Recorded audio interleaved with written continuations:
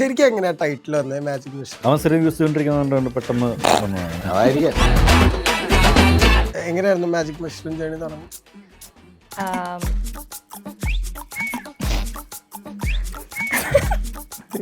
Serious answer പറയാൻ പറ്റുന്നില്ല.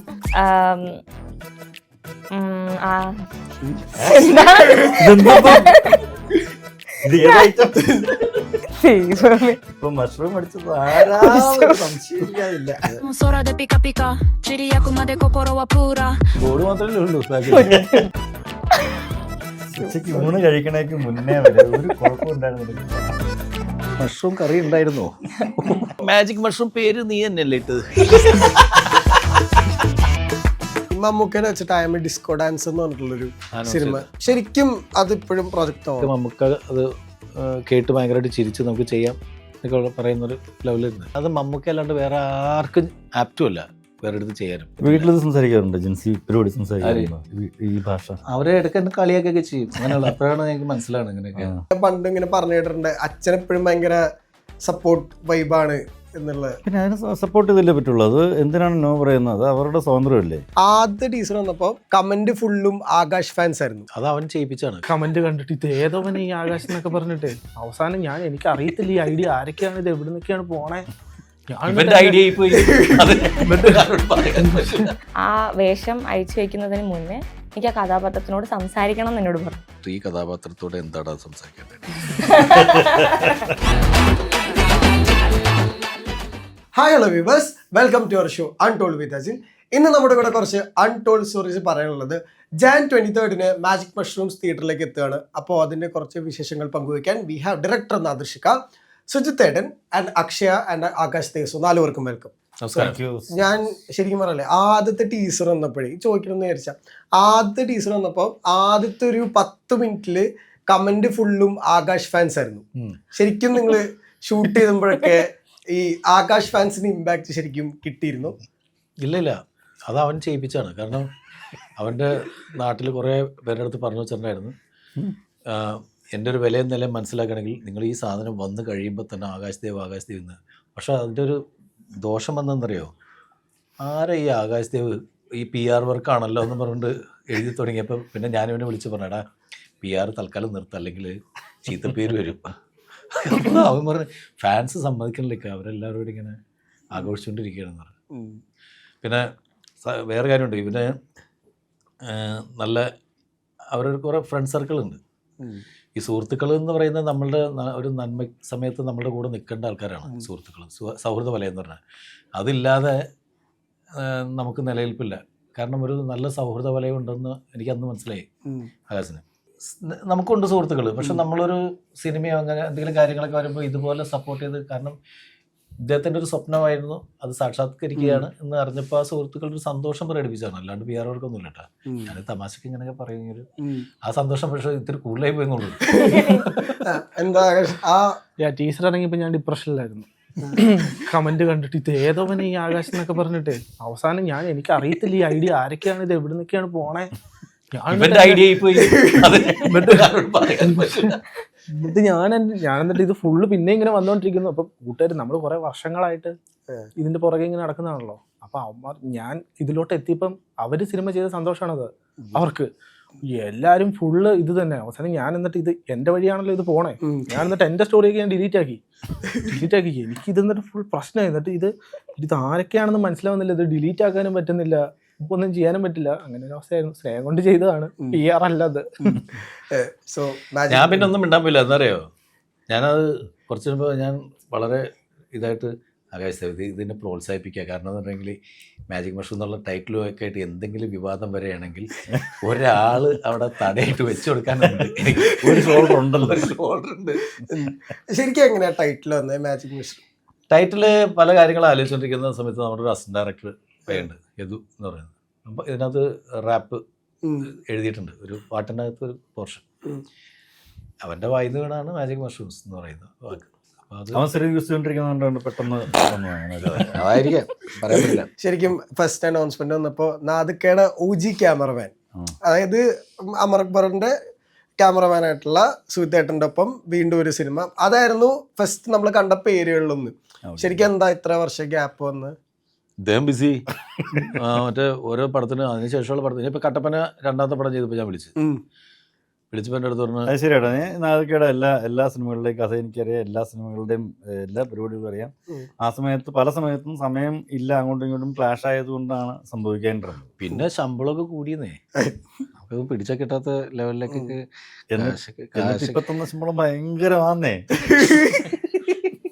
ശരിക്കും സുധേട്ടൻ പണ്ട് പറഞ്ഞിട്ടുണ്ടല്ലോ, അതായത് ഒരു ക്യാമറമാനും ഡയറക്ടറും തമ്മിലുള്ളൊരു ശരിക്കും അവരുടെ റിലേഷനാണ് ഏറ്റവും കൂടുതൽ സിനിമയുടെ പ്രോസസ്സിലൊക്കെ ഭയങ്കരമായിട്ട് റിഫ്ലക്ട്. ഷൂട്ടിംഗ് പ്രോസസ്സിൽ വർക്ക് ആകേണ്ടത് അത് തന്നെയാണ്.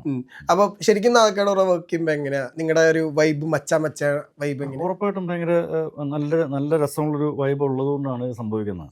നല്ല സാധനം സംഭവിക്കുന്നത്. പിന്നെ അതിനകത്ത് ഒരു ഈഗോ ക്ലാഷോ മറ്റു കാര്യങ്ങളും ഇല്ല. ഡെഫിനറ്റ്ലി അതിൻ്റെ ഒരു മേക്കിംഗ് ഇതിലേക്ക് വരുമ്പോൾ അതിൻ്റെ മറ്റേ എന്താണ് തർക്കങ്ങളും പരിഹാരങ്ങളും ഒക്കെ അങ്ങോട്ടും ഇങ്ങോട്ടും ഉണ്ടാകും. പക്ഷെ അതൊരു ഹെൽത്തി റിലേഷൻഷിപ്പിന്റെ ഭാഗമാണ് ഇത്തരം സാധനങ്ങളൊക്കെ. അതെല്ലാവരുമായിട്ട് ഉണ്ടാകണം. കാര്യം ഒരു സാധനം എന്ത് സംഭവിച്ചാലും കൊള്ളാം. ഇപ്പൊ ഞാനൊരു സംഭവം എടുത്തു വെച്ച് കഴിഞ്ഞാൽ അത് കൊള്ളാം എന്ന് പറഞ്ഞുകൊണ്ടിരിക്കുക, അല്ലാതെ നമുക്ക് ഇങ്ങനെ ഇങ്ങോട്ട് വെച്ചാലോ എന്ന് പറയുന്നതാണ് അതിൻ്റെ ഒരു ഹെൽത്തി റിലേഷൻഷിപ്പ്. ഇതേ ഒരു കാര്യം പറയുമ്പോൾ വേറൊരു സാധനം സജസ്റ്റ് ചെയ്യുന്നതാണ് ഹെൽത്തി റിലേഷൻഷിപ്പ് ഞാൻ എപ്പോഴും വിചാരിക്കുന്നു. അപ്പൊ അതിനകത്തൊരു ഈഗോലെസ് വൈബ് ഉണ്ട് അതിനകത്ത്. അപ്പൊ അത് എപ്പോഴും നമ്മളെ പ്രോഡക്റ്റിനെ നമുക്ക് കുറച്ചുകൂടി എൻഹാൻസ് ചെയ്യാൻ സഹായിക്കും എന്നുള്ളതാണ്. സോ ഇതാണ് first camera on camera appearance നാദക്കയുടെ പടത്തിലാണ്. ഓഫ് കോഴ്സ് അത് അബദ്ധം സംഭവിച്ചതാ. അത് മറ്റേ സുജിത് വാസുദേവന്റെ വീട്ടിലേക്ക് മറ്റേ പിസ കൊണ്ടുവരുന്നത് ഞാനാ ഡബ് ചെയ്തേക്കണേ. അത് ശരിക്കും അത് നമുക്ക് നോക്കുമ്പോ ഭയങ്കര ഈ വർഷങ്ങളോളം ട്രാവൽ ചെയ്ത മീമ. അപ്പൊ ഇപ്പൊ ആ മീം കണ്ടാലും സുധേട്ടൻ ഞങ്ങൾ ഓർക്കാറുണ്ട്. അപ്പൊ അത് പലതിനും ഉപയോഗപ്രദമാകുന്നൊരു മീമായിട്ടത് മാറാറുണ്ട്. എങ്ങനെയായിരുന്നു മാജിക് മഷ്റൂം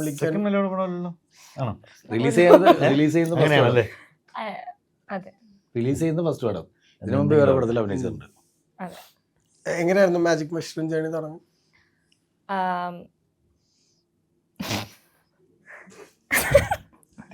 ഞാൻ അവരുടെ വൈബൊക്കെ ആ ഒരു മോഡിലേക്ക് എത്തിയിട്ടുണ്ട്. കുറച്ച് സീരിയസ് ആയിട്ട് ആൻസർ പറയാൻ പറ്റുന്നില്ല.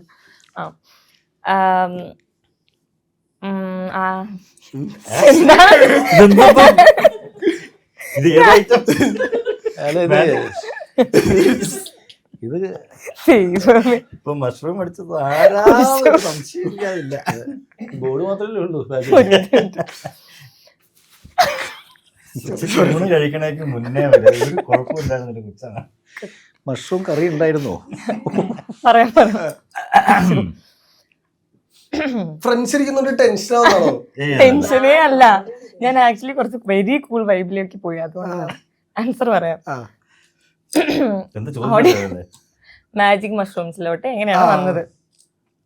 ഓഡീഷൻ വഴിയാണ് വന്നത്. ഞാൻ പറയാം. ഓഡീഷനിൽ വന്ന് കുറെ നമ്മുടെ ഇതിന് വേണ്ടിയിട്ട് നമ്മൾ അനൗൺസ് ചെയ്തിട്ടുണ്ടായിരുന്നു. അപ്പോൾ കുറേ ഫോട്ടോസും കുറേ വീഡിയോസ് വന്നിട്ടുണ്ടായിരുന്നു. വീഡിയോസ് കംപ്ലീറ്റ് ഇവരാണ് സെർച്ച് ചെയ്തിട്ടുണ്ട്. ആകാശിൻ്റെ ടീം ഉണ്ടായിരുന്നു. ആകാശിൻ്റെ കൂടെ ബറ്റാലിയൻ പിള്ളേരുണ്ടായിരുന്നു. അവരെല്ലാവരുടെയും നോക്കിയ ഒറ്റ സീൻ തന്നെ, 1-2 സീൻസ് അതാണ് നമ്മൾ സെലക്ട് ചെയ്ത് വെച്ചത്. ആ സീൻസ് തന്നെയാണ് എല്ലാവരും ചെയ്തുകൊണ്ടിരുന്നത്. ആ സീൻ എങ്ങനെ ചെയ്യുന്നു എന്ന് പറയുന്നത് മാത്രമേ നമ്മൾ നോക്കുള്ളൂ. അപ്പോൾ അതിനകത്ത് അയച്ചു തന്ന വീഡിയോസിലെല്ലാം പലതും കണ്ട് ചിലതൊക്കെ നമ്മൾ റിജക്റ്റ് ചെയ്ത് ഇത് വേണ്ട ഇത് വേണമെന്നൊക്കെ പറഞ്ഞുകൊണ്ടിരുന്നു. അങ്ങനെ നിന്ന സമയത്ത് ഒരു വീഡിയോ അയച്ചു തന്നു. ആ വീഡിയോ അയച്ചു തന്ന അതേ ദിവസം തന്നെ എനിക്ക് വേണം അക്ഷയ അവിടെ ഉണ്ട്. അപ്പോഴാണ് എനിക്ക് ആകാശം അയച്ചു തന്നത്. ഈ കുട്ടി ഞാൻ പറഞ്ഞത് കൊള്ളാലോ, എവിടെയാണ്? ഇവിടെ ഉണ്ടെന്ന് പറഞ്ഞു. അങ്ങനെ ഞാൻ അപ്പോഴാണ് ഇവർ ഓഡിഷൻ നടത്തുന്ന ഇവരൊരു സങ്കേതമുണ്ട്. അവിടെ ഞാൻ ചെല്ലുന്നത്, ആദ്യമായിട്ട് കാണുന്നത് ഓഡിഷനിൽ പങ്കെടുക്കുന്ന ഒരു കുട്ടിയെ ഫസ്റ്റ് അക്ഷയ മാത്രമേ കണ്ടിട്ടുള്ളൂ. അത് അങ്ങനെ സംഭവിച്ചു. പക്ഷേ അക്ഷയുടെ റീൽസ് കണ്ടപ്പോൾ അക്ഷയുടെ അപ്പിയറൻസ് ഒക്കെ വേറെ ഒരു ഗെറ്റപ്പായിരുന്നു. കേളി ഹെയറും കാര്യങ്ങളും. അത് കുറച്ചും കൂടി നമുക്ക് ഈ ക്യാരക്ടറായിട്ട് ഇതായിട്ട് ഫീൽ ചെയ്ത. എന്നിട്ട് പക്ഷേ അക്ഷയ് വന്നപ്പോൾ ഭയങ്കര സ്ട്രൈറ്റ് ഹെയറൊക്കെ ആയിട്ട് വന്നു. പക്ഷേ ഇങ്ങനെ നമ്മളുടെ ഷൂട്ടിംഗ് ടൈമിൽ വന്നപ്പോൾ നമുക്ക് ആ പഴയ ആ ക്യാരക്ടറിനെ കിട്ടി. പിന്നെ നന്നായിട്ട് പെർഫോം ചെയ്തു. ആദ്യം പേടിയുണ്ടായിരുന്നു. കാരണം ഈ സിനിമയുടെ ബലം എന്ന് പറയുന്ന ഈ കഥാപാത്രമാണ്. ഇത് പാളിയാൽ മൊത്തം പാളി. വിഷ്ണുവിനെ നമുക്കറിയാം. വിഷ്ണു ചെയ്യുന്നതിൻ്റെ മേളിൽ ചെയ്താൽ മാത്രമാണ് ഈ കഥാപാത്രം പിടിച്ചു നിൽക്കണം. എന്നാലും സിനിമ നന്നാവുള്ളൂ. അപ്പോൾ അതിൻ്റെ ടെൻഷൻ ഞങ്ങൾ തമ്മിൽ ഒക്കെ പറയുമ്പോഴൊക്കെ പറയാറുണ്ട്. ആരെങ്കിലും അപ്പം എൻ്റെ അടുത്ത് ചോദിച്ചു, നമ്മളെ ഏതെങ്കിലും കാണാൻ കൊള്ളാവുന്നൊരു പെങ്കൊച്ചിനെ കൊണ്ടുവന്ന് അവിടെ നിർത്തിയിട്ട് കാര്യമില്ല. അത് പാളിയാൽ മൊത്തം പാളും. മൊത്തം ഇപ്പോൾ അത് ശരിക്കും അറിയാവുന്നതിൻ്റെ പേരിൽ അതുകൊണ്ടാണ് ആ റിസ്ക് കംപ്ലീറ്റ് ഇവിടെ കൊടുത്തത്. അപ്പോൾ പക്ഷെ നന്നായി, എല്ലാം നല്ലതെന്ന്. ഈ വിഷ്ണുവായിട്ട് വീണ്ടും നിൽക്കുമ്പോൾ അതിൽ ഈ സൈഡിൽ ഭയങ്കര പ്രഷർ ഉണ്ടാവുമല്ലോ. നിങ്ങൾ കഴിഞ്ഞൊരു 10 വർഷം നോക്കിക്കഴിഞ്ഞാൽ ഏറ്റവും മികച്ച എന്റർടൈനർ തന്നിട്ടുള്ള ഒരു കോംബോയാ. അപ്പം അതിൻ്റെ പ്രഷർ ആദ്യമേ ഉണ്ടായിരുന്നു? പ്രഷറൊന്നുമില്ല, കാരണം വെച്ചിട്ടുണ്ടെങ്കിൽ അതിനേക്കാളും നന്നായില്ലെങ്കിൽ അത്ര നന്നായില്ലെന്ന് ആൾക്കാർ പറയും. അതാണ് ഒരു ടാസ്ക്. കാരണം കട്ടപ്പനയിൽ ഋതു റോഷൻ എന്ന് പറയുന്ന സിനിമയ്ക്ക് ശേഷം അത് അവരുടെ സ്ക്രിപ്റ്റാണ്, അവർ സ്വന്തം എഴുതിയ സ്ക്രിപ്റ്റ്. അതിനുശേഷം ഇതിപ്പോൾ ഒരു പുതിയ ആളുടെ ജീവിതം തുടങ്ങുന്നു. അപ്പോൾ ഞാൻ അനുഭവിച്ചേക്കുന്നത് വെച്ചിട്ടുണ്ടെങ്കിൽ ആദ്യത്തെ 2 സ്ക്രിപ്റ്റ് അവരുടെ ചെയ്ത് അതിനുശേഷം വേറെ പടങ്ങൾ ചെയ്യുന്ന സമയത്ത് ആ റൈറ്റേഴ്സിൻ്റെ കൂടെ കൂടുമ്പോഴാണ് നിങ്ങൾക്ക് കൂടുതൽ ഇത്, അല്ലാണ്ട് മറ്റേ ആ സ്ക്രിപ്റ്റിൻ്റെ ബലമാണ്, സ്ക്രിപ്റ്റ് ഇതാണ്. അത് സ്വാഭാവികമായിട്ട് ആദ്യത്തെ സിനിമ ചെയ്ത് കഴിഞ്ഞപ്പോൾ എൻ്റെ അടുത്ത് പറഞ്ഞ് മൾട്ടി സ്റ്റാർ പടമല്ലേ, അപ്പം നമ്മൾ കേട്ടത് അതായത് പൃഥ്വിരാജ്, ജയസൂര്യ, ഇന്ദ്രജിത്ത്, ആസിഫ് അലിയും നമിത പ്രമോദും ഉണ്ടെങ്കിൽ ആര് ചെയ്താലും പടം ഹിറ്റാവുന്നു. ഇതിലൊന്നും വലിയ അത്ഭുതമില്ലാന്ന് പറഞ്ഞു. അപ്പോഴാണ് പിന്നെ രണ്ടാമത് കട്ടപ്പന ചെയ്ത്. കട്ടപ്പനയിൽ ഈ ആരുമില്ലാതെ ചെയ്ത് അത് രക്ഷപ്പെട്ട് കഴിഞ്ഞപ്പോൾ പിന്നെ അത് കഴിഞ്ഞ് മറ്റു പടം ചെയ്യുന്ന സമയത്ത് അപ്പോൾ പിന്നെ സ്ക്രിപ്റ്റ് ഉള്ളില്ലെങ്കിൽ പിന്നെ അത് സ്വാഭാവികം. സ്ക്രിപ്റ്റ് ഉള്ളില്ലെങ്കിൽ പടം കുഴപ്പമാവും. ആ സ്ക്രിപ്റ്റാണ് ഒരു സിനിമയുടെ ബലം എന്ന് പറയുന്നത്. അങ്ങനെ ഈ പടത്തിൽ വന്നപ്പോൾ ഇത് നല്ല സ്ക്രിപ്റ്റാണെന്ന് തോന്നി. അപ്പോൾ ഇത് ഇവനും ടാസ്ക്കാണ്, കാരണം വെച്ചിട്ടുണ്ടെങ്കിൽ അതിൻ്റെ മേളിൽ വരണം, ആ റിസ്ക്. കാരണം അതാണ് അതുമായിട്ട് കമ്പയർ ചെയ്യുന്നത്. അവരൊക്കെ കൂടി ചെയ്ത കട്ടപ്പനയിൽ അതിൻ്റെ മേളിൽ നിൽക്കണമെന്ന്. പിന്നെ 10 വർഷം കഴിഞ്ഞിട്ട് അതിൻ്റെ ഒരു ചേഞ്ച് ഉണ്ടല്ലോ, സിനിമയ്ക്ക് വന്ന വ്യത്യാസം. ആ വ്യത്യാസം ഈ സിനിമയിൽ കാണണം. ആ വ്യത്യാസം ഇതിനകത്തുണ്ട് എന്ന് ഞങ്ങൾ വിശ്വസിക്കുന്നു, എല്ലാ വിഭാഗത്തിലും, ടെക്നിക്കലി പിന്നെ മറ്റ് എല്ലാം. ശരിക്കും ആദർശ ഡയറക്ടർ നമ്മൾ നോക്കുമ്പോൾ ആദ്യം ഗുഡ് നൈറ്റ് മോഹൻ സാറാണല്ലോ വന്ന് ചോദിക്കണേ പടം ഡയറക്റ്റ് ചെയ്യാൻ. മോഹൻ ചേട്ടനാണ് എനിക്ക് അഡ്വാൻസ് തന്നെ ഫസ്റ്റില്. മോഹൻ ചേട്ടൻ അത് എൻ്റെ കോമഡി എന്ന് വെച്ചിട്ടുണ്ടെങ്കിൽ ഞാനന്ന് ഈ കാസറ്റ്, ഓഡിയോ കാസറ്റൊക്കെ ചെയ്തിരുന്ന സമയത്ത് ടൈറ്റാണ് എനിക്കെന്ന് പറഞ്ഞൊരു കാസറ്റ് ചെയ്ത്, ടൈറ്റാണ് എനിക്ക്. അപ്പോൾ ആ സംഭവം ചെയ്ത് അത് സിനിമ പോലെയാണ് നമ്മൾ ചെയ്തത്. ഒരു ദിവസം മോഹൻ ചേട്ടൻ വിളിച്ചിട്ട് ഒരു ചിങ്ങ 1-ാം തീയതി എന്നെ വിളിച്ചിട്ട് ഫ്ലാറ്റിൽ. അപ്പോൾ ഞാൻ അവിടെ ചെന്നപ്പോൾ ഭദ്രൻ സാറുണ്ട് അവിടെ. ഇവർ വെള്ളിത്തിര എന്ന് പറഞ്ഞ സിനിമയുടെ ഡിസ്കഷൻ അവിടെ നടക്കുന്നത്. ഭദ്രൻ സാർ അവിടെ ഉണ്ട്. പിന്നെ മോഹൻ ചേട്ടൻ പറഞ്ഞു, നിന്നെ ഞാൻ വിളിപ്പിച്ച് വരുത്തി എന്താ അറിയോ, എൻ്റെ അടുത്ത പടം നീ ഡയറക്റ്റ് ചെയ്യുന്നു. ഞാൻ സിനിമ സിനിമ ഡയറക്റ്റ് ചെയ്യുന്നു. നിനക്ക് ഏത് ആർട്ടിസ്റ്റ് വേണമെന്ന് വെച്ചാൽ നീ പറഞ്ഞാൽ മതി. നിനക്ക് ഹിന്ദിയിൽ നിന്ന് വേണോ മലയാളത്തിൽ നിന്ന് വേണോ അവിടെ എന്ന് വെച്ചാൽ പറയാം. നീ സബ്ജക്റ്റ് അതേതാന്ന് വെച്ചാൽ എന്ന് പറഞ്ഞിട്ടൊരു 30,001 രൂപ എടുത്ത് അഡ്വാൻസ്. അന്ന് 30,000 രൂപ എന്നൊക്കെ പറയുന്നത് ഇന്നത്തെ ഒരു 3 ലക്ഷം രൂപയ്ക്ക് വാല്യൂ ഉണ്ട്. അപ്പോൾ 30,000 രൂപ, ഞാൻ അന്ന് 3 ലക്ഷം രൂപയ്ക്ക് വീട് മേടിച്ച സമയമാണ്. അപ്പോഴാണ് ഈ 30,000 രൂപ അഡ്വാൻസ് തന്നെ. 30,000 എൻ്റെ ഒരു കോയിനുണ്ട്, അത് ഞാൻ ഇങ്ങനെ വാങ്ങിച്ചിട്ട് ഒരു സെക്കൻഡ് ആലോചിച്ച്, സിനിമയുള്ള ഡയറക്ടർ ഉണ്ട്, വീഡിയോ കാസറ്റ് അല്ലല്ലോ. അതിൽ നിന്ന് 1 രൂപ എടുത്ത് എന്നിട്ട് ആ 30,000 രൂപ, സാർ എനിക്ക് പടം ഡയറക്ടർ അറിയാമല്ലോ സാറ് വാങ്ങിച്ചു, എനിക്ക് പഠിച്ചിട്ട് വന്നിട്ട് ഞാൻ ചെയ്യാൻ പറഞ്ഞു. അപ്പോഴേക്കാണ് ഭദ്ര സാർ അവിടെ നിന്നിട്ട്. അപ്പോൾ ഭദ്ര സാർ ഇത് അതുവരെ കണ്ടിട്ടുണ്ട്, എൻ്റെ അടുത്ത് നോക്കിയിട്ട് പറഞ്ഞു, നീ രക്ഷപ്പെടൂടാ എന്ന് പറഞ്ഞു. എന്തിട്ട് അല്ല, ഒരു അവസരം കിട്ടിയപ്പോൾ നീ ഇത് അങ്ങനെ തുറന്നു. ഞാൻ പറഞ്ഞ സാറേ, ഞാൻ ഈ കാസറ്റുകളൊക്കെ ചെയ്യുമ്പോഴല്ല സിനിമ ആദ്യം പഠിച്ചിട്ട് എപ്പോഴെങ്കിലും വരാം. ഞാൻ ഗുഡ് നൈറ്റ് മോഹൻ ചേട്ടനെ ഒരു പ്രാവശ്യം കണ്ടപ്പോൾ ഞാൻ പറഞ്ഞു, ചേട്ടാ ഒരു കടം ബാക്കി എടുപ്പുണ്ട് പറഞ്ഞു. ചേട്ടൻ പറഞ്ഞു, എനിക്ക് ഓർമ്മയിട്ടാ. ഞാൻ പറഞ്ഞു എന്താണെങ്കിലും. അപ്പോൾ അങ്ങനെ നമുക്ക് പിന്നെ ഇപ്പോഴും ഈ പറഞ്ഞ പോലെ ഇപ്പോഴും അങ്ങനെ പഠിച്ചിട്ട് വന്നിട്ട് ചെയ്തുകൊണ്ടിരിക്കുകയാണ്. ഇപ്പോൾ ഓരോ സിനിമയും നമ്മളെ പഠിപ്പിച്ചുകൊണ്ടിരിക്കുക. അപ്പോൾ നമ്മളെങ്ങനെ പുതിയ ഇപ്പോൾ ഇവരുടെ ഒരു ടേസ്റ്റ് അല്ല പഴയ, ഇപ്പോൾ നമ്മളുടെ ബാച്ച് വന്ന ഇത്. അപ്പോൾ ഇപ്പോൾ ഈ പടം കഴിഞ്ഞ് അടുത്ത നെക്സ്റ്റ് പടം ചെയ്യാൻ പോകുമ്പോൾ കുറച്ചും കൂടി അഡ്വാൻസ്ഡ് ആയിട്ടുള്ള സംഭവമാണെങ്കിൽ ആ പിള്ളേർ പറയുന്നത് അതിൻ്റെ അകത്ത് കാര്യമുണ്ടെന്ന് നമ്മൾ മനസ്സിലാക്കി അതിൻ്റെ കൂടെ നിൽക്കാൻ ശ്രമിച്ചില്ലെങ്കിൽ ചിലപ്പോൾ നമ്മുടെ ജഡ്ജ്മെൻറ്റ് പാളും. നമ്മുടെ ജഡ്ജ്മെൻറ്റ് എപ്പോഴും ശരിയായിരിക്കണം എന്നില്ല എന്ന് മനസ്സിലാക്കുന്ന ആളാണ്. ഇപ്പോൾ പൊതുവെ ലാംഗ്വേജസ് മാറിക്കൊണ്ടിരിക്കുന്ന ഒരു കാലമല്ലേ. ഓരോ ചെറിയ സാധനങ്ങൾ, ഇപ്പം ജെൻസി ലാംഗ്വേജ്, ആൽഫ ലാംഗ്വേജ് എന്നൊക്കെ പറഞ്ഞിട്ട് മാറിക്കൊണ്ടിരിക്കുന്ന ഒരു കാലമാണ്. അപ്പം പണ്ട് മിലേനിയൽ സംസാരിച്ച പോലെയല്ല ഇപ്പോൾ ജെൻസി സംസാരിക്കുന്നത്. ജെൻസി സംസാരിക്കുന്നത് ഇപ്പോൾ ആൾക്കാർക്ക് മനസ്സിലാകുമോ എന്ന് ചോദിച്ചു കഴിഞ്ഞാൽ ആ ടീമിന് മനസ്സിലാവും. അല്ലാതെ ഒരാൾ പെട്ടെന്നെടുത്ത് മറ്റേ ChatGPT അല്ലെങ്കിൽ ഡിക്ഷണറി നോക്കിയിട്ട് വേണം ഇപ്പോൾ സംസാരിക്കാൻ. അതുപോലെ തന്നെയാണ് സിനിമയും. എല്ലാത്തിനും അതിൻ്റെതായ മാറ്റമുണ്ട് ദാസ എന്ന് പറയുന്ന പോലെയാണ്. നിങ്ങൾക്ക് ജെൻസി കുറച്ചുകൂടെ ഫെമിലിയർ ആണോ? സ്കിബിഡി അങ്ങനത്തെ കൈൻഡ് ഓഫ്. അല്ല, ഇവരൊക്കെ കൂടെ നടന്നാലും ഓക്കെയാണ്, ഇത് കിട്ടുന്നുണ്ട്. പിന്നെ പക്ഷേ വീട്ടിൽ നമ്മളത് മനസ്സിലാക്കാൻ ശ്രമിക്കുക എന്നുള്ളതാണ്. ആസ് ഒരു ക്രിയേറ്റർ എന്നുള്ള നിലയ്ക്ക് ഡെഫിനറ്റ്ലി അത്തരം കാര്യങ്ങൾ പുതിയ മാറ്റങ്ങൾ മനസ്സിലാക്കാൻ ശ്രമിക്കുക എന്നുള്ളത് തന്നെയാണ് ചെയ്യേണ്ടത്. പിന്നെ ഇവരുടെയൊക്കെ ഏജ് ഗ്രൂപ്പിലുള്ള 2 മക്കൾ എനിക്കുണ്ട്. അതിൻ്റെ പേരിൽ എനിക്ക് വീട്ടിൽ വളരെ എളുപ്പം ഇത് എന്തൊക്കെയാണ് എവിടെയൊക്കെ നടക്കണമെന്ന് പറയാനായിട്ട്. കാരണം മക്കളുടെ മുമ്പിൽ ഞാൻ നല്ല സുഹൃത്താണ്. അവർ മിക്കവാറും എൻ്റെ ഇളയ മോൾ തന്നെ ഇടാന്നൊക്കെ വിളിക്കണം. അപ്പോൾ ആ ഒരു റിലേഷൻ പോലെ അങ്ങനെ അവർക്ക് അങ്ങനെ ഒരു ഫാദർ എന്ന് പറഞ്ഞിട്ടുള്ളൊരു സെപ്പറേഷൻ അങ്ങനെ ഒരു ഇത് ഫീൽ ചെയ്തിട്ട് വീട്ടിൽ സംസാരിക്കാറുണ്ട് ജിൻസി പരിപാടി സംസാരിക്കാറുണ്ട് ഈ ഭാഷ. അവരെ ഇടയ്ക്ക് എന്നെ കളിയാക്കൊക്കെ ചെയ്യും അങ്ങനെയുള്ള. അപ്പോഴാണ് എനിക്ക് മനസ്സിലാവുന്നത് ഇങ്ങനെയൊക്കെ. അപ്പോൾ ആ ഒരു ഇത് ഉള്ളതിൻ്റെ പേരിൽ നമ്മളൊന്നും അറിയുന്നില്ല. ഇതേടെ കണ്ടന്റ്സ് ഒക്കെ കാണാറുണ്ട് സോഷ്യൽ മീഡിയയിലൊക്കെ. പിന്നെ എപ്പോഴും ആ ഒരു വൈബായിട്ട് മാച്ച് ചെയ്യാൻ വേണ്ടിയിട്ട് പണ്ട് ഇങ്ങനെ പറഞ്ഞു കേട്ടിട്ടുണ്ട്. അച്ഛൻ എപ്പോഴും ഭയങ്കര സപ്പോർട്ട് വൈബാണ് എന്നുള്ളത്. പിന്നെ അതിന് സപ്പോർട്ട് ചെയ്തല്ലേ പറ്റുള്ളൂ. അത് എന്തിനാണ് നോ പറയുന്നത്? അവരുടെ സ്വാതന്ത്ര്യമല്ലേ. ആഫ്റ്റർ 18 എന്ത് ചെയ്താലും അവരുടെ ഒരാൾക്ക് അത് ചെയ്യാനുള്ള സ്വാതന്ത്ര്യം ഉണ്ടെന്ന് വിശ്വസിക്കുന്ന ഒരു കക്ഷിയാണ് ഞാൻ. 21 ഇപ്പോൾ മറ്റേ നമ്മുടെ കല്യാണം കഴിക്കാനുള്ള അല്ലെങ്കിൽ വിവാഹപ്രായം 21 ആയിട്ടും 18 18 അല്ലേ വോട്ടേഴ്സ് അല്ലേ?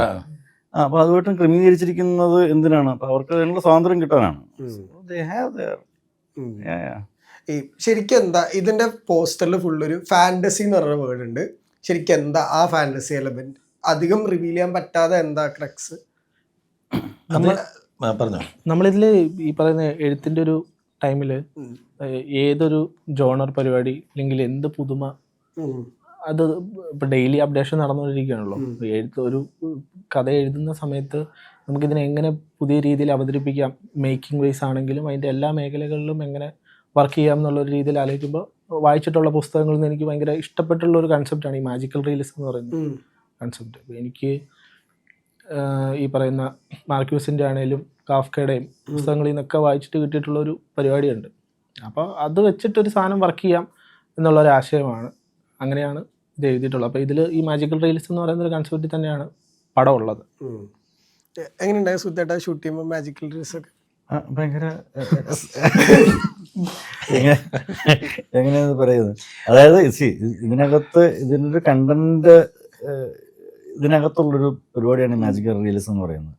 എന്നാൽ അത് മുഴച്ചു നിൽക്കാനും പാടില്ല എന്നൊരവസ്ഥയുണ്ട്. നിങ്ങൾക്ക് പല പോസ്റ്റേഴ്സിലും ശരിക്കും പറഞ്ഞാൽ അതിൻ്റെ ഒരു ഫീൽ നമ്മൾ കൊടുത്തിട്ടുണ്ട്. അത് കാണാനുണ്ട്.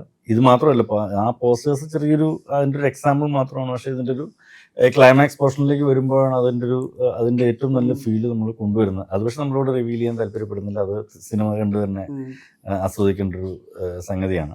അപ്പം അത് ഞാൻ ഈ പറഞ്ഞു തുടങ്ങുമ്പോൾ അങ്ങനെയാണെങ്കിൽ അത് മുഴുവൻ പറയണം. അതുകൊണ്ട് ഞാനതിന് അത്രയും പോകുന്നില്ല. പക്ഷെ ഇതാണ് അതിൻ്റെ ഒരു നമ്മൾ ഉദ്ദേശിച്ചത്.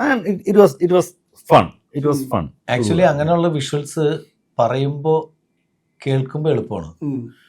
പക്ഷെ അത് ആ ഫാൻറ്റസി അല്ലെങ്കിൽ അങ്ങനത്തെ ഒരു മൂഡിലേക്ക് നമ്മളുടെ ഓഡിയൻസിനെ എത്തിക്കണമെങ്കിൽ അതിൻ്റെ അതിൻ്റെ എല്ലാ വശങ്ങളും, അതിന് ആർട്ടിലും ലൈറ്റിങ്ങിലും കോസ്റ്റ്യൂമിലും പിന്നെ ആ സിറ്റുവേഷനിൽ അതൊക്കെ കുറച്ച് വേറെ വിധത്തിൽ ക്രിയേറ്റ് ചെയ്യണം. അതിനെല്ലാം പണിയുണ്ട്. അപ്പോൾ ഒരു കുഞ്ഞു സിനിമ എന്ന് പറഞ്ഞിട്ടാണ് നമ്മളിത് തുടങ്ങിയത്. പക്ഷേ ഇപ്പം ഈ ഇടയ്ക്കിടയ്ക്ക് ഓരോ സീൻ എടുത്തുകൊണ്ടിരിക്കുന്ന സമയത്ത് രണ്ടുപേരും തമ്മിൽ വർത്താനം പറഞ്ഞുകൊണ്ടിരിക്കുന്ന സമയത്ത് ഇവൻ വന്നിട്ടുണ്ട് അത് നമുക്ക് ഫാൻറ്റസിയാണ്. അത് ഫാൻറ്റസിയാണ്. അത് ശരി അല്ല, നമ്മൾ ശരിക്കും പറഞ്ഞാൽ സ്ക്രിപ്റ്റ് വായിക്കുമ്പോഴൊക്കെ ശരിക്കും നോർമലി പടം ആണെങ്കിൽ ഒരു 30 ദിവസം 40 ദിവസത്തിനകത്തുള്ള സിനിമയാണ്. പക്ഷെ ഈ കൈൻഡ് ഓഫ് സാധനങ്ങൾ, ഈ കൈൻഡ് ഓഫ് ഇമേജസ് നമ്മൾ റിക്രിയേറ്റ് ചെയ്യണമെങ്കിൽ definitely it will take time. അപ്പോൾ അത് തന്നെ നമ്മൾ കുറച്ചൊരു ടൈം ടേക്കിംഗ് പ്രോസസ്സാണ് ഒന്ന്. പിന്നെ ഒന്ന്, ഇത് ആൾക്കാരിലേക്ക് കൊണ്ടെത്തിക്കുക അല്ലെങ്കിൽ ആൾക്കാർ ഓഡിയൻസിൻ്റെ മനസ്സിലേക്ക് കൊണ്ടെത്തിക്കുക എന്നുള്ള ചില്ലറ ടാസ്ക് അല്ല. അപ്പോൾ പിന്നെ അതുമല്ല, നമ്മൾ കുറേയധികം ഫാൻറ്റസി സ്റ്റോറീസ് നമുക്ക് ഇതിൻ്റെ ഇടയിലുണ്ടായിരുന്നു. നമ്മൾ കുറച്ചൊക്കെ സ്കിപ്പ് ചെയ്തിട്ടുണ്ടല്ലേ? കുറച്ചൊക്കെ നമ്മൾ സ്കിപ്പ് ചെയ്തിട്ടുണ്ട്. ബിക്കോസ് ചിലപ്പം ചില സാധനങ്ങൾ കുറച്ച് കൂടിയാലും ആൾക്കാർക്കും അമൃത് കുറച്ച് കൂടിയാലും കുഴപ്പമാണെന്ന് പറയും പോലെയാണ് ചില കാര്യങ്ങൾ. അതുകൊണ്ട് നമ്മളൊരു ടോട്ടൽ ഇതിനകത്ത് കുറച്ച് സ്കിപ്പ് ചെയ്തിട്ടുണ്ട്. പക്ഷെ എന്നാലും ആ ഫാൻറ്റസി ലെവലിൽ തന്നെയാണ് നമ്മൾ കുറേ അധികം ലേയേഴ്സ് പോയിരിക്കുന്നത്. അതൊക്കെ ഉള്ളതിന്റെ പേരിൽ ഇതിനൊരു ഫ്രഷ്നെസ് ഉണ്ടാവും ഉറപ്പായിട്ട് കാണുമ്പോൾ. അക്ഷയ് സിനിമയ്ക്ക് വേണ്ടി എന്തൊക്കെയാ പഠിച്ച പുതുതായിട്ട്? ഈ സിനിമയിൽ നിന്നോ? അല്ല, പുതിയതായിട്ട് എന്തെങ്കിലും പഠിച്ചു സിനിമയ്ക്ക് വേണ്ടിയിട്ട്? ഈ സ്പെഷ്യൽ സിനിമയ്ക്ക് വേണ്ടിയിട്ടാണെന്നാണോ ടോട്ടൽ ഈ ഈ സിനിമയ്ക്ക് സിനിമയ്ക്ക് വേണ്ടി? വേണ്ടി അത് കുറച്ച് ആ സ്റ്റാൻഡിൽ നിന്ന് താഴേക്ക് ഇറങ്ങി വരാൻ കുറച്ച് പഠിക്കേണ്ടി വന്നു പുള്ളിക്ക്, നമുക്ക് നമ്മുടെ ഇടയിലേക്ക്. ആക്ച്വലി ഈ ക്യാരക്ടർ എനിക്ക് പഠിക്കേണ്ട വന്ന അല്ലെങ്കിൽ ഒരു ചേഞ്ച് ഉള്ളൊരു സംഭവം എന്താണെന്ന് വെച്ച് കഴിഞ്ഞാൽ, ഈ അക്ഷയ എന്നുള്ളൊരു ക്യാരക്ടറിനും ജാനകി ചെയ്ത ക്യാരക്ടറിനും വളരെ ഡിഫറൻസ് ഉണ്ട്. കുറേ കാര്യങ്ങളിൽ ഡിഫറൻസ് ഉണ്ട്. സോ ഞാൻ ശരിക്കും അതുപോലെ തന്നെ പുള്ളിക്കാരിയുടെ കുറേ സ്വഭാവങ്ങൾ പഠിച്ചു. അതിപ്പോഴും റിയൽ ലൈഫിൽ അതിലത്തെ കുറച്ച് സ്വഭാവങ്ങൾ ഞാൻ എടുത്തു. പിന്നെ ഈ ക്യാരക്ടർ ചെയ്തതുകൊണ്ട് കുറേ കാര്യങ്ങൾ വേറെ കാഴ്ചപ്പാടിൽ കാണാൻ പറ്റി. അങ്ങനത്തെ കാര്യങ്ങളൊക്കെ ഭയങ്കര ഒരു, എനിക്ക് തോന്നുന്നു ആക്ടറിന് മാത്രം കിട്ടുന്ന കുറച്ച് സംഭവങ്ങളാണ്. അങ്ങനത്തെ കുറേ കാര്യങ്ങൾ ഞാൻ എക്സ്പീരിയൻസ് ചെയ്തു, പഠിച്ചു. ആൻഡ് ഇവിടെ ടീമിൻ്റെ കൂടെ വർക്ക് ചെയ്ത സമയത്ത് ഓരോ ഡിപ്പാർട്ട്മെൻറ്റിൽ നിന്നും എനിക്ക് പഠിക്കാൻ പറ്റിയിട്ടുണ്ട്. ഇപ്പോൾ ഇക്കയുടെ കാര്യം പറയുകയാണെങ്കിൽ ഇക്ക ഡീൽ ചെയ്യുന്ന വിധം, ബാക്കി എല്ലാവരും ഭയങ്കര ടെൻഷനിലൊക്കെയാണെങ്കിൽ ചില സിറ്റുവേഷനിൽ നമ്മളത് ഫണ്ണായി എടുത്ത് കൊണ്ടുപോകുന്നൊരു രീതി ഉണ്ടല്ലോ, അത് ഇക്കടുത്ത് പഠിച്ചു. ആ ഒരു കാംനെസ്സും കാര്യങ്ങളൊക്കെ. സുഹിത്തേട്ടൻ്റെ എങ്ങനെ പണിയെടുപ്പിക്കാം എന്ന് ആ ഒരു റേറ്റ് നമ്മൾ പഠിച്ചു.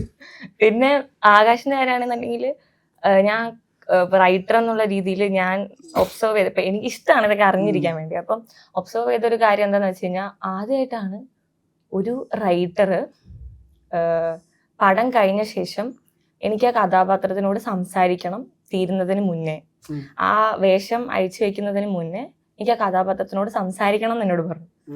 അപ്പൊ ഞാൻ ആദ്യം അത് ഫസ്റ്റ് എന്നോട് പറഞ്ഞു, അതായത് ആദ്യം സ്ക്രിപ്റ്റ് കേട്ട് ഇതെല്ലാം നമ്മൾ ഡിസ്കസ് ചെയ്ത് ക്യാരക്ടർ സെറ്റ് ചെയ്തപ്പോൾ എനിക്ക് പറഞ്ഞു.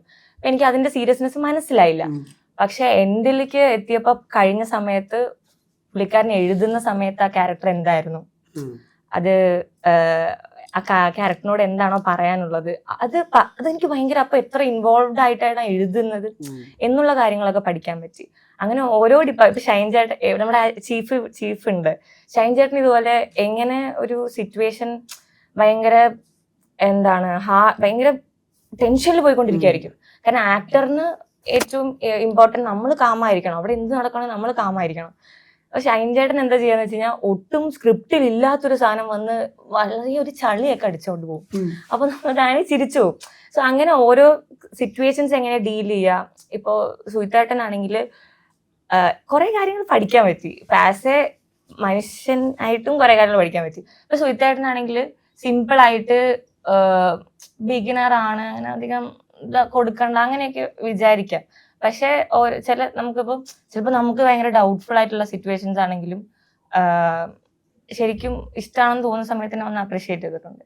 അങ്ങനെ മനുഷ്യൻ എന്നുള്ള രീതിയിലായാലും ആക്ടർ എന്നുള്ള രീതിയിലും കുറെ പഠിച്ചു. അല്ല, വേറെ കാര്യം, ചില ആർട്ടിസ്റ്റുകൾ പറയാറുണ്ട്, സിനിമ തീർന്നാൽ ആ കഥാപാത്രങ്ങൾ എൻ്റെ ഉള്ളിൽ നിന്ന് പോകില്ല, പിന്നെ ഹോണ്ട് ചെയ്തോട്ടെ, അങ്ങനെയൊക്കെ തോന്നി. അയ്യോ, എനിക്ക് ഭയങ്കര ഇഷ്ടപ്പെട്ടൊരു ക്യാരക്ടറായത്. ഞാൻ ഇതിൻ്റെ ഒരു പ്രത്യേകത എന്താണെന്ന് വെച്ച് കഴിഞ്ഞാൽ, ഇപ്പൊ ഞാൻ എക്സ്പ്രസ് ചെയ്യുന്നതോ അങ്ങനെയല്ല ഈ ക്യാരക്ടർ. ഒരു ഇമോഷനാണ് മെയിൻ ആയിട്ട് പിടിക്കേണ്ടത്. സോ പക്ഷെ നമ്മുടെ സെറ്റിലുള്ള എല്ലാവരും ഭയങ്കര എനർജി ആയിട്ട് ഹാപ്പി ആയിട്ട് ചിരിച്ചിരിക്കുന്നവര്, ആ ഇമോഷൻ എനിക്ക് പിടിക്കാൻ പറ്റത്തില്ല. അപ്പൊ ഞാൻ അതിൽ ഇൻവോൾവ് ആയി കഴിഞ്ഞു കഴിഞ്ഞാൽ, ഇപ്പൊ ഇതുപോലെ കുറച്ചു മുന്നേ ഞാൻ ചിരിച്ചില്ലേ, അതുപോലെ ചിരിച്ചുകൊണ്ടിരിക്കും. പക്ഷെ അത് പറ്റത്തില്ല. സോ അതുകൊണ്ട് ഞാൻ ആ ക്യാരക്ടറിലോട്ട് കാം ആവണം എന്നുള്ള സിറ്റുവേഷൻ ആയിരുന്നു. അപ്പൊ ഞാൻ കാരവനിൽ ഇറങ്ങുമ്പോൾ തന്നെ ഇത് ഭയങ്കര അങ്ങനെ തോന്നരുത് കേട്ടോ, എനിക്ക് ഞാൻ എന്താണോ മെത്തേഡ് യൂസ് ചെയ്തത് എന്നുള്ളതാണ് പറയുന്നത്. കാരവനിൽ ഇറങ്ങുമ്പോൾ തന്നെ ഞാൻ മൈൻഡിൽ ഫിക്സ് ചെയ്യും. കാരണം നമുക്ക് we don't have that much time to, ഒരു 1 week ഒക്കെ ഉണ്ടായിരുന്നുള്ളൂ പ്രിപ്പയർ ചെയ്യാൻ വേണ്ടിയിട്ട്. സോ ഫസ്റ്റ് സ്റ്റാർട്ട് ചെയ്ത സീൻ തന്നെ നല്ല ഗ്രാഫ് ഉള്ളതാണ്, മെയിൻ സീനാണ്. സോ കാരവനിൽ ഇറങ്ങുമ്പോൾ തന്നെ ഞാൻ പറയും, ഞാൻ എന്തെങ്കിലും ഇങ്ങനെ ബിഹേവ് ചെയ്തോന്ന് വിചാരിക്കരുതെന്ന് പറഞ്ഞു. ഐ ട്രൈ ടു, കാരണം ഇവരുടെ കൂടെ പോയിരുന്ന ചിരി വരും, അത് കൺട്രോൾ ചെയ്യണം, അത് വഴിയില്ല. സോ അങ്ങനത്തെ കുറെ കാര്യങ്ങൾ. ആൻഡ് ലാസ്റ്റില് ക്ലൈമാക്സിൽ ഒരു സീൻ, ഇത് ഞാൻ പറയുന്നുണ്ട്, കുറച്ച് ടൈം എടുക്കുന്നുണ്ടോ എന്ന് എനിക്കറിയില്ല. ആൻഡ് ക്ലൈമാക്സിൽ ഒരു സീനുണ്ട്, അതിൽ എത്രമാത്രം കാണുന്നവർക്ക് അത് കിട്ടുമെന്ന് എനിക്ക് അറിയത്തില്ല. ബട്ട് ആ സീനിൽ അവിടെ ഞാൻ ചെയ്തത്, ഞാൻ ഭയങ്കരമായിട്ട് ഫീൽ ചെയ്തിട്ടാണ് ചെയ്തത്. എനിക്ക് ആ ഒരു ആക്ടർ എന്നുള്ള ഒരു പരിപാടി എനിക്ക് കിട്ടിയത്. ചിലപ്പോൾ കാണുമ്പോൾ മനസ്സിലാവും, എനിക്ക് അറിയത്തില്ല. But I really enjoy the process. ശരിക്കും പറഞ്ഞാൽ ഇപ്പോൾ നമ്മൾ നോക്കുമ്പോൾ ദേമാവലി കൊമ്പത്തൊക്കെ വന്ന സമയത്ത് അതിനകത്ത് അഭിനയിക്കാത്ത ആർട്ടിസ്റ്റുകൾ ഭയങ്കര കുറവാണ്. ഒരുപാട് ആർട്ടിസ്റ്റുകൾ. അല്ല, അതിനു മുമ്പ് എനിക്ക് വേറെ എൻജോയ് കിട്ടും. നിനക്ക് ഈ കഥാപാത്രം ഷൂട്ടിംഗ് കഴിഞ്ഞിട്ട് ഈ കഥാപാത്രത്തോടെ എന്താണ് സംസാരിക്കേണ്ടത്? ഞാൻ പ്രതീക്ഷ എന്താ മിണ്ടാതിരിക്കുന്നതെന്ന് ആലോചിക്കുക. അല്ല, ഞാൻ അതൊക്കെ ഇപ്പോഴും അറിയണത്. കഥാപാത്രം ഇല്ല, ഞാൻ എല്ലാവരോടും സംസാരിച്ചിരുന്നു. ഞാൻ വിഷ്ണു ചേട്ടനോട് സംസാരിച്ചു, അതായത് അയോണിനോട് സംസാരിച്ചിരുന്നു. അല്ല, അതിൽ നിന്ന് ഇറക്കി വിടാൻ വേണ്ടിയിട്ടാണോ ആ കഥാപാത്രത്തിൽ? ഇല്ല, എനിക്ക് എന്ന് വെച്ചാൽ ഞാൻ ഇത്ര നാളും വർക്ക് ചെയ്ത് എനിക്ക് ഭയങ്കര ഫേവറേറ്റ് ആയിട്ടുള്ള കുറച്ച് കഥാപാത്രങ്ങളുണ്ട്.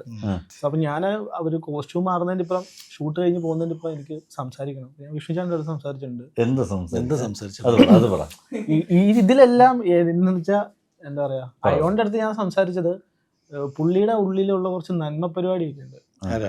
അപ്പൊ ഞാൻ ഇതൊക്കെ ശരിക്കും പറഞ്ഞ ഇതിന് ഷൂട്ടിന് മുന്നേ അല്ല സംസാരിക്കും. അല്ല, ഞാൻ അവർക്കത് കിട്ടണമല്ലോ. മാജിക് മഷ്റൂം പേര് നീ തന്നെയല്ലേ ഇട്ടത്? നീ തന്നെ ഇട്ടതാണോന്ന്. അവന്റെ പേര് യദുവിന്റെ പേര് അല്ലല്ല, പക്ഷെ നല്ലൊരു പ്രവണതയാണ് സംഗതി. അതിനകത്ത് എന്ത് സംഭവിക്കുന്നു എന്നുള്ളതല്ല, പക്ഷെ അതൊരു അവന്റെ ഒരു എഴുത്തുകാരന്റെ മനസ്സിലുള്ള സാറ്റിസ്ഫാക്ഷൻ ആണ്. ഇത് നമുക്ക് ഫസ്റ്റ് ഡേ ഇവർക്ക് ഇത് എത്രമാത്രം ഉൾക്കൊള്ളാൻ പറ്റുന്നുണ്ടല്ലോ കഥാപാത്രം. ഫൈനൽ ഡേ ആയിരിക്കും അവർക്ക് അതിന്റെ ഒരു പൂർണ്ണത മനസ്സിലാക്കുക. ഇതായിരുന്നു ഞാൻ എന്നുള്ള ഒരു പരിപാടി കിട്ടുക. അപ്പൊ ആ കോസ്റ്റ്യൂമിൽ ആ കഥ, അപ്പൊ ഞാനിത് സംസാരിക്കുന്ന സമയത്തും ഇപ്പം അക്ഷയോ വിഷ്ണു ചേട്ടനോ അല്ലാണ്ട് അവരായിട്ട് നിന്നൊന്ന് കേൾക്കാൻ ശ്രമിക്കണം. എനിക്ക് ഇവരെയൊക്കെ നേരിട്ട് ഞാൻ കണ്ടിട്ടുണ്ടെങ്കിൽ എനിക്ക് എന്തായിരിക്കും പറയാനുണ്ടാവുക എന്നുള്ള രീതിയിൽ എൻ്റെതായിട്ടുള്ള കുറച്ച് പേഴ്സണൽ കാര്യങ്ങളിലാണ് ഞാൻ നിങ്ങൾ എനിക്ക് ഇതായിരുന്നു, നിങ്ങളൊക്കെ എനിക്ക് ഇങ്ങനെയൊക്കെ ആയിരുന്നു, ഇതിങ്ങനെ ക്രിയേറ്റ് ചെയ്യുന്ന സമയത്ത് എനിക്ക് കുറച്ചും കൂടെ കാര്യങ്ങളൊക്കെ ഇങ്ങനെ കാണാൻ പറ്റി. ഇല്ലെങ്കിൽ ഇത് എഴുതുന്ന സമയത്താണ് ഞാൻ അപ്പം എൻ്റെ റിയൽ ലൈഫിലുള്ള കുറച്ച് സിറ്റുവേഷനുകളിലൊക്കെ ഞാൻ ഇങ്ങനെ പെരുമാറണമായിരുന്നല്ലോ, അങ്ങനെയൊക്കെ കുറേ സാധനം കിട്ടുകയൊക്കെ ചെയ്തു. അപ്പം ഞാനത് അവരായിട്ട് ഷെയർ ചെയ്തു. അവരെ കഥാപാത്രങ്ങളായിട്ട് തന്നെ എൻ്റെ അടുത്തും സംസാരിച്ചു. പുറത്ത് വരുന്നുണ്ട് കേട്ടോ. അതായത് ഇതിൻ്റെ അടുത്തൊരു ഞാൻ ചോദിക്കട്ടെ, ആകാശിന്റെ ബയോഗ്രഫിയാണോ ഇവിടെ? അല്ല, ബേസ്ഡ് ഓൺ ട്രൂ കുറച്ചൊക്കെ. അതിനകത്തൊരു ക്യാരക്ടർ പേരുണ്ട് ആകാശ് എന്ന് പറഞ്ഞിട്ട്.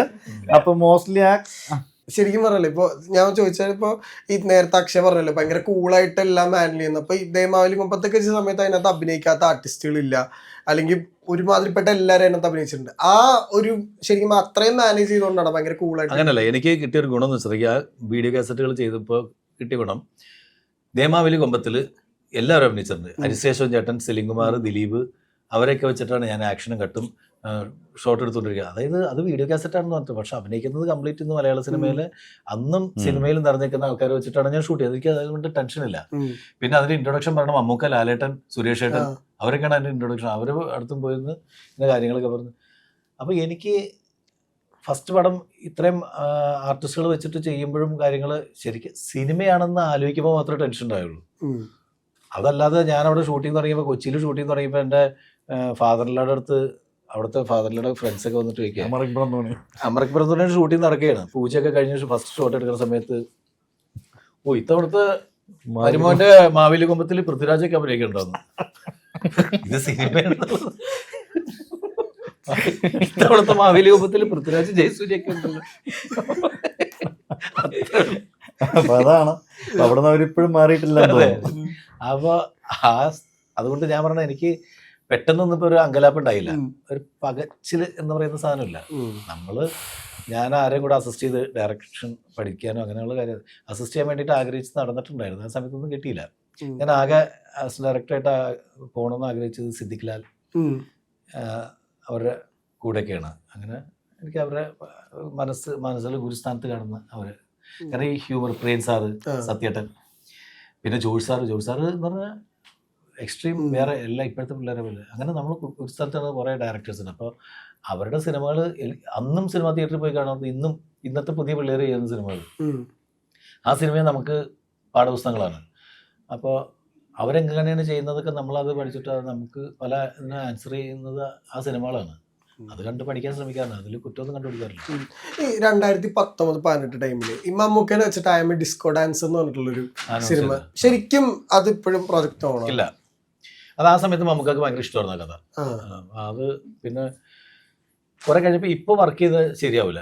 ഇപ്പോൾ എന്ന് വെച്ചിട്ടുണ്ടെങ്കിൽ അതിൻ്റെ ആ ടൈമൊക്കെ കഴിഞ്ഞു പോയി. അത് 2018 2017 നമുക്ക് അത് കേട്ട് ഭയങ്കരമായിട്ട് ചിരിച്ച് നമുക്ക് ചെയ്യാം എന്നൊക്കെ പറയുന്നൊരു ലെവലിൽ നിന്ന്.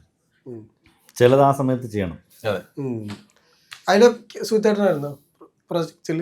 അല്ല, അങ്ങനെ ഓണായില്ല. ആ അതിപ്പോൾ നമുക്കറിഞ്ഞ ഇടാ കൊള്ളാം അത്. പക്ഷെ നമുക്കതിൻ്റെ കുറച്ച് സാധനങ്ങളൊക്കെ ചെയ്യുന്നു, നല്ല ചിരി കിട്ടേണ്ട സാധനമാണ്. പക്ഷെ ഇപ്പോൾ അത് ചെയ്ത് കഴിഞ്ഞിട്ട് അത് മമ്മൂക്ക അല്ലാണ്ട് വേറെ ആർക്കും ആപ്റ്റും അല്ല വേറെ അടുത്ത് ചെയ്യാനും. അപ്പോൾ അതിൻ്റെ പേരിൽ ആ പ്രോജക്റ്റ് കിട്ടാം. അപ്പോൾ Jan 23 ഈ വർഷം ആദ്യം എന്റർടൈനർ തരികയാണ് നാദൃശാൻ ടീം. സോ എല്ലാവിധ ആശംസകളും നേരുന്നു. മലയാളത്തിൽ പുതിയൊരു റൈറ്ററുകളെ കിട്ടുകയാണ്. അപ്പോൾ അതിന് എല്ലാവിധ ആശംസകൾ. പുതിയൊരു നായിക പറഞ്ഞു വരാം. അപ്പോൾ അക്ഷയ് നല്ലൊരു തുടക്കമാവട്ടെ. അപ്പോൾ ഇന്ന് ഞങ്ങൾ ഒരുപാട് റീലുകളിൽ കണ്ടിട്ടുണ്ട്, സോഷ്യൽ മീഡിയയിൽ കണ്ടിട്ടുണ്ട്. അപ്പോൾ സിനിമയിലും ഇനി സജീവമാകാൻ സാധിക്കട്ടെ സുധേട്ടാ. അപ്പോൾ താങ്ക് യു. ഒരുപാട് വിസ്മയിപ്പിക്കുക ഞങ്ങളിനി, അതൊക്കെ വീണ്ടും എന്റർടൈൻ ചെയ്യിക്കുക. Thank you. Thank you so much.